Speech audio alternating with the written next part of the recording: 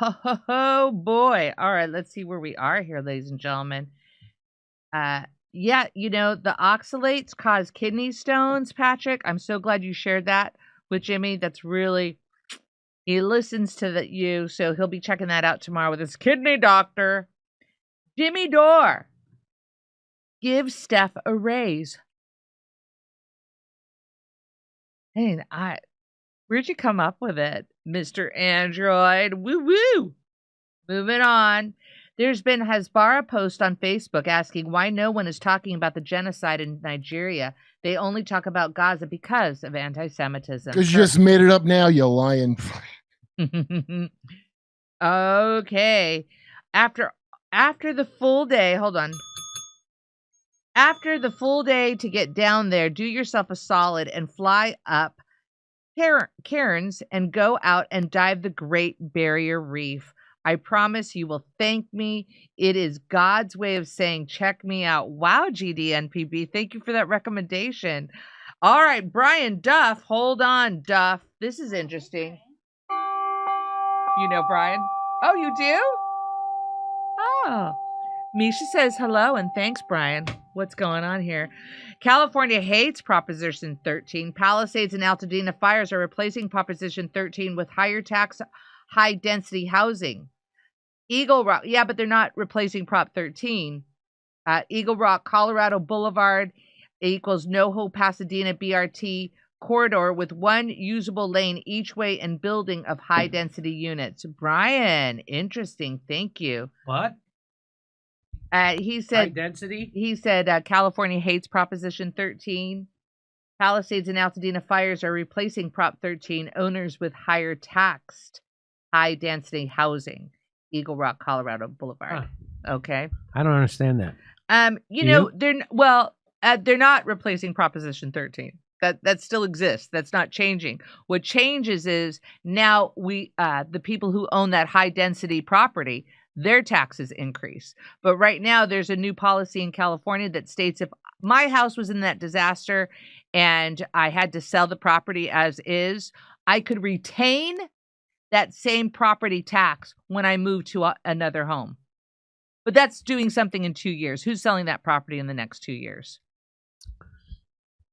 Hi, Jimmy. Be careful with dandelion root. Oxalates cause kidney stones. Okay, thank you for that one. Oh, Jesus. Why would it say it's good for kidneys then? I don't know.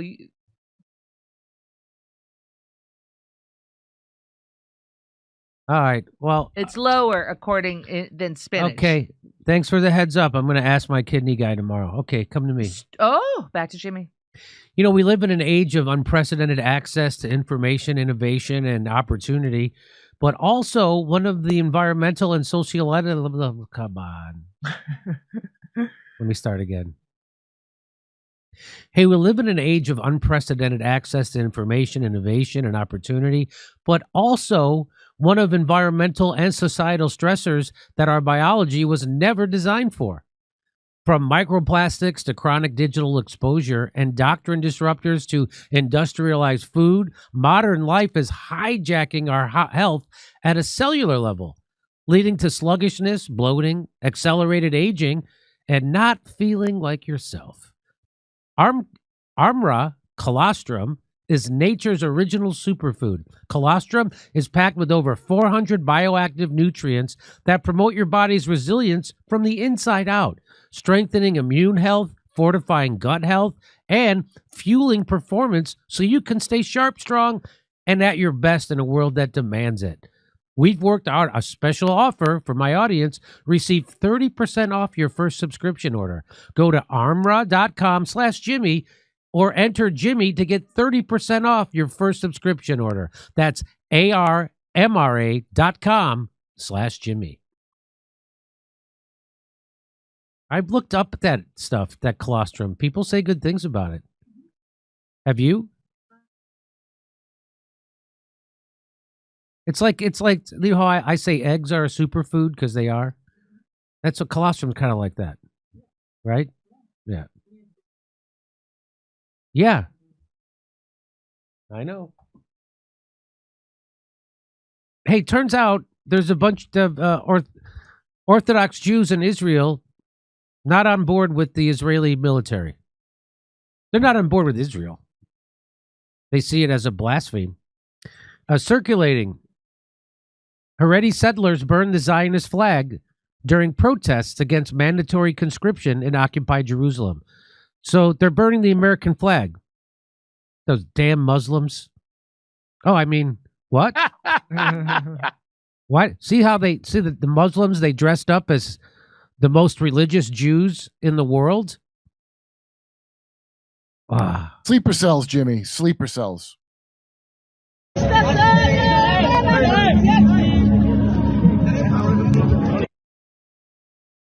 Oh, what happened? It didn't. So there he is trying to. It didn't really catch. Not really good with the lighter. Ultra-Orthodox rally. So there's the rally in Israel to oppose arrest of draft. So if you don't want to join, so everybody in Israel has to serve in the IDF, the military. But some people don't want to do it, and the Hasidic Jews are standing up for them.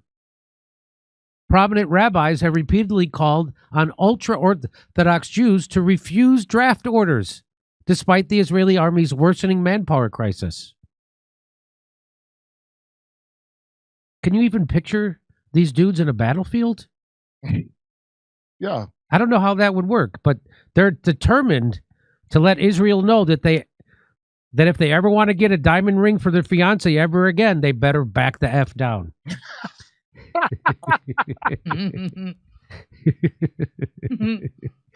Hundreds of thousands of ultra-Orthodox Israelis known as Haredim gathered in Jerusalem on October 30th for a mass rally against the arrests of yeshiva students accused of evading military service. The rally is described by Israeli media as a rare show of unity between the divided Haredi factions, who are often in opposition regarding politics and state relations. The demonstration, named Cry of the Torah, was endorsed by nearly all ultra-Orthodox leaders who instructed followers to attend and maintain order. So this is basically the Torah versus the Talmud? Is that what this is? Well, it's a little tricky because some would say Torah includes the Talmud, but like other people wouldn't. You know, there's a million little sects. It really comes down to, do they love Zionism or not?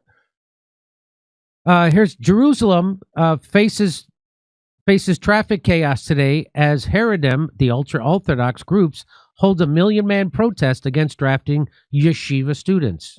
Look at this. Look at that.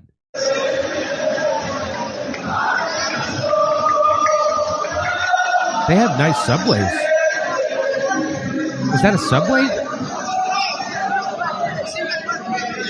Looks like some kind of train station. Mm-hmm. Boy, it certainly looks nice. Why can't we have nice things like they have in Israel? We're paying for it. Only the Jerusalem faction led by Rabbi Israel Auerbach. Oh, is that Red Auerbach's cousin? Refused to participate, accusing organizers of failing to demand the full reinstatement of the long-standing Torado Amanuto exemption system that allows Torah students to defer military service. The exemption is central to the ultra-Orthodox Jewish way of life, allowing yeshiva students to dedicate their time solely to the study of the Torah instead of army duty, a principle many Haredim see as vital to preserving their religious identity. Haredim, okay. So the other Jews don't like them because they spend all their whole day praying, but I think the Zionists should appreciate that they're sitting there praying for the vile crimes the rest of them did. So the Torah study is viewed by the ultra-Orthodox as a form of spiritual service to the nation, equal in importance to military duty. Organizers say the gathering was not against the draft exemption law itself, but against the arrests of students labeled as deserters. The debate over the law is still ongoing and it belongs in the Knesset, but following the arrests and persecution against us, it was decided to protest nonetheless. Hey, good for you. This is Israel's Public Broadcasting Corporation shows footage from the ultra-Orthodox protest against mandatory military service. And look at that. Pretty big. Look at that. Wow. Wow.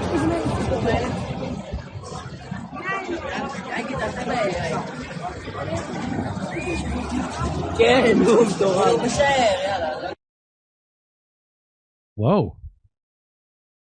The protest was convened after Lithuanian leaders Rabbi Dov Landau and Moshe Hil-Harush called for action following the arrest of several yeshiva students. A counter-protest was organized nearby by the Coalition of Service Organizations and Families of Reservists, including bereaved families and wounded soldiers.